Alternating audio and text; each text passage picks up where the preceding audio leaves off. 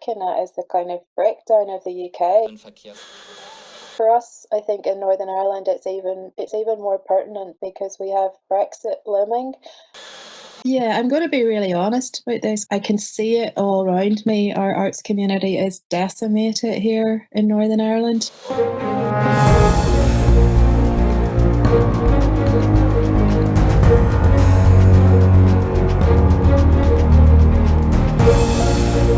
Hi, Jan. Welcome back to Debates Digital. It's lovely to see you again, Carl Henrik. Yeah, it's your second visit.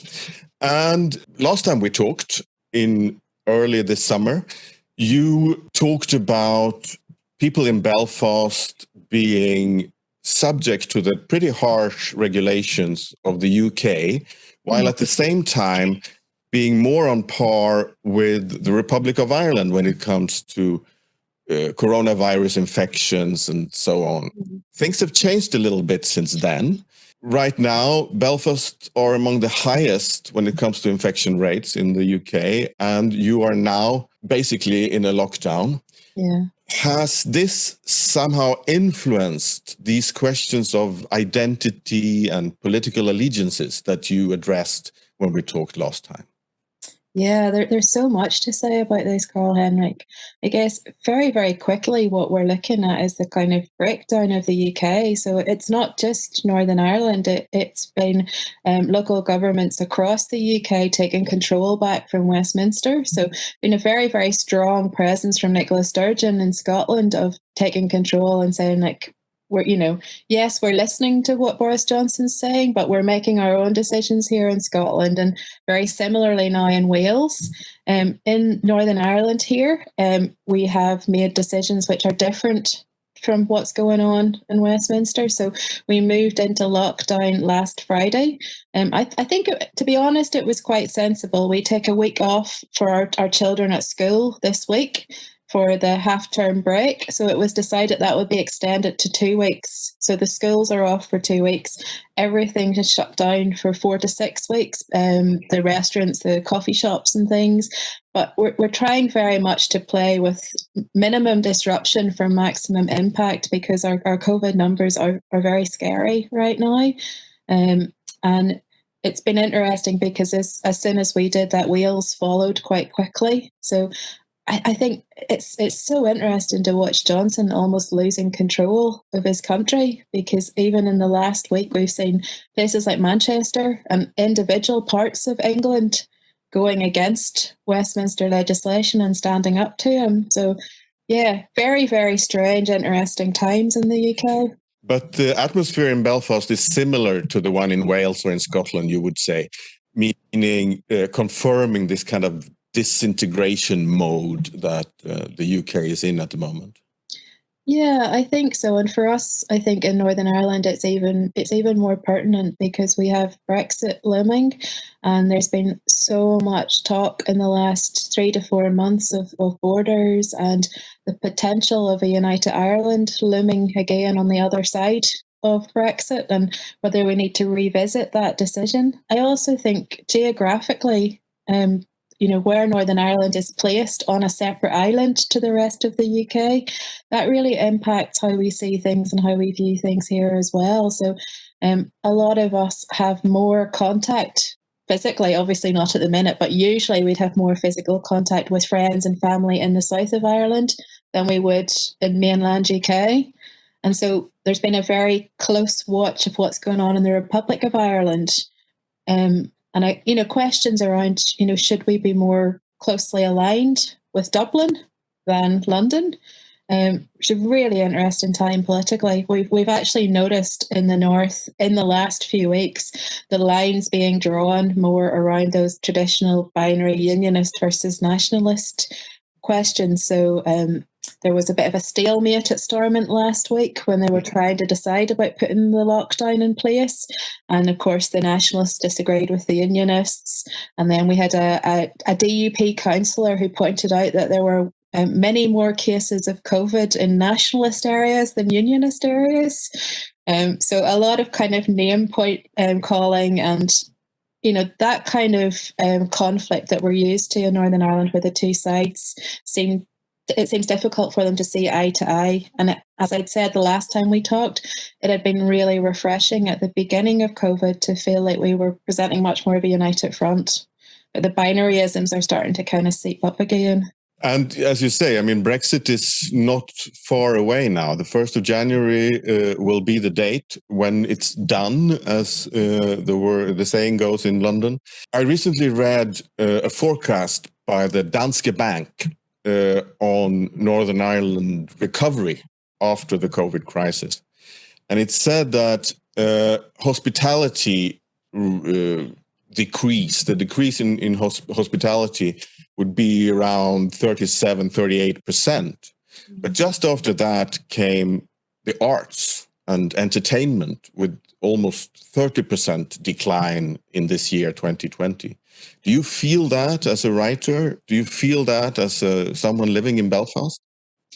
Yeah, I'm going to be really honest about this, Carl Henrik. I can see it all around me. Our arts community is decimated here in Northern Ireland.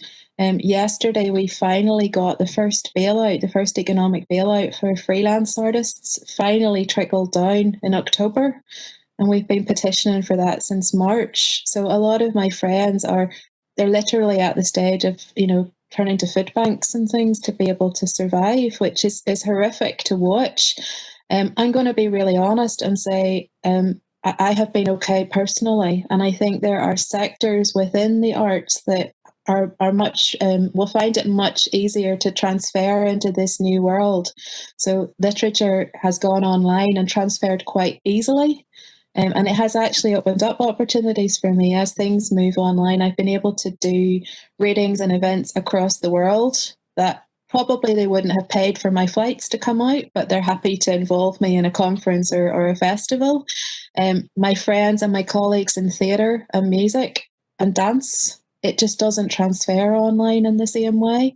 And I think there's a real lack of understanding of how all of these sectors fit together. So in Northern Ireland, the tourism draws in about a third of our economy, or is supposed to draw in about a third of the money that comes into the country.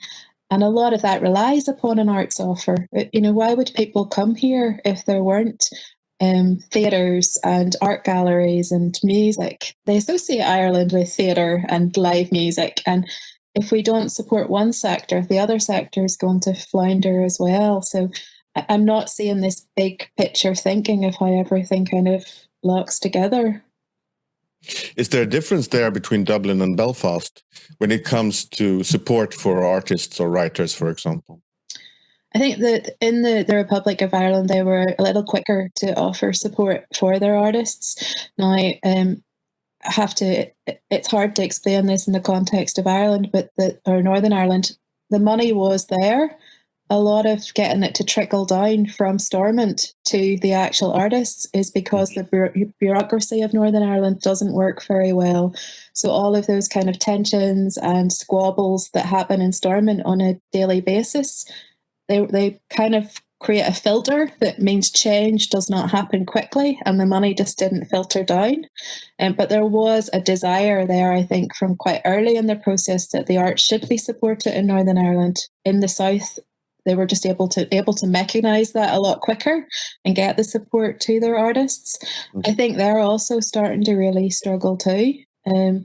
I have a lot of colleagues and friends in the Republic of Ireland. We work closely across the border, and they're worried about their futures and their income. And, if we go into like a massive economic downturn and people don't have ready cash to spend on luxury items, things like music and trips to the theatre and buying a novel, they're luxury items. And I think we're all worried about the kind of long-term implications of that. Coming back to the community issues and the partisan issues of Northern Ireland and of Belfast, you have been doing a lot of community work, also cross-community work in the past. Yeah. Have you been able to continue any of that now during lockdown or during these last months since March? Yes, I have. And that's actually been a wee kind of quiet, unexpected joy of lockdown, that that community work has transferred reasonably well online. Now, once again, I'll say this is because I'm mostly facilitating writing workshops. I think if I was facilitating ballet workshops, which is never going to happen, it might be a little bit more difficult. But it's actually been an absolute joy. So I've been teaching constantly community work online since March. And we have waiting lists of people who are waiting to join these classes to be able to explore their writing and express themselves. And the great thing about a digital space is it's not loaded with any of the kind of associations that our physical spaces are loaded with in Northern Ireland. So when I teach cross-community workshops, I have to be very careful about the physical building that they take place in, that it isn't in a nationalist area or a unionist area, and it feels safe. In an online Zoom workshop, you don't have all of those kind of associations. So that has actually been quite a wee joy, and I've loved it. And it's been wonderful to find people using this time off, because quite a number of people here were furloughed on pay. So they had a little bit more extra time and they weren't too worried about money up until this point. And so they were taking the opportunity to explore writing or being creative. And it was just a real pleasure. It has been a real pleasure to work with them and to see them flourishing and using this time that way. It seems that there is a pretty complex image with both the feeling of communities coming together, but also this blame game that you described earlier, with nationalist communities being more subjected to infection or whatever. How do you see the future? Is the development going in any direction? Is Brexit going to make all that more difficult? I don't think Brexit is going to help. My base assumption is it's probably going to make things a lot worse and certainly a lot more complicated. I think what it is going to do is push some of these questions that were unresolved in the Good Friday peace agreement. So, the Good Friday Agreement is a wonderful document full of hope and potential, but it's not particularly specific. And there were a lot of kind of undefined elements in it, which something like Brexit looming it's putting pressure on us to decide, what do we actually think about this? What do we really think about borders in a united Ireland and, taking our direction from Westminster or Dublin or it feels like there's more time pressure on that. And I would love to think that we could sit down and have mature, nuanced conversations about it. But the history of Northern Ireland would suggest that, we're not the best at the mature, nuanced conversations.